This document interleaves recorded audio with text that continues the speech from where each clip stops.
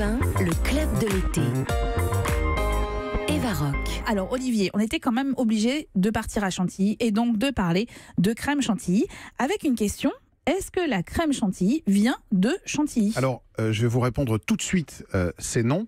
Et vous allez voir que, en fait, mêler pizza et crème chantilly, c'est pas si absurde que ça, parce qu'en réalité, la crème chantilly provient d'Italie. Ah bon ? Figurez-vous. Eh oui, elle provient d'Italie et c'est probablement Catherine de Médicis qui l'aurait ramenée avec elle.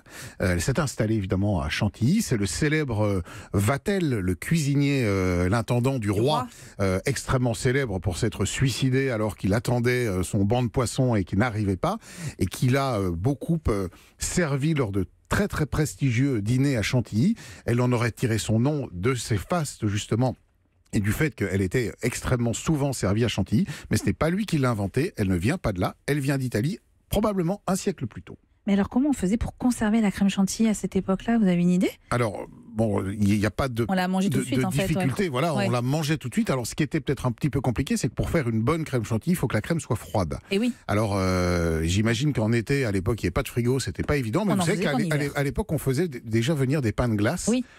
Et on avait des espèces de frigos naturels qu'on arrivait à installer de manière un peu compliquée. On mettait d'énormes pains de glace dans les caves et ça permettait de réfrigérer le lieu, mais c'est vrai qu'il fallait la manger extrêmement rapidement. En plus, il n'y avait pas de pasteurisation de la crème. Enfin, vous savez la faire, vous, la crème chantilly ? Il n'y a rien de plus simple à faire. Mais c'est toujours ça. Mais oui, à chaque fois, vous dites ça, vous ne pouvez pas la rater si vous avez un petit batteur électrique ou alors beaucoup de force dans le poignet, un petit batteur électrique.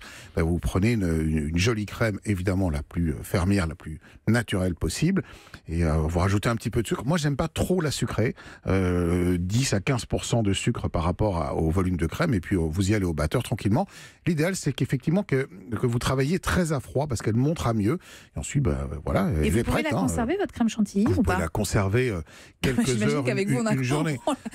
La durée n'est pas très longue chez Olivier. Faites-moi confiance, un beau plat de fraises avec la crème chantilly, je suis pas sûr que vous en remettiez beaucoup au frigo. Oui, c'est vrai.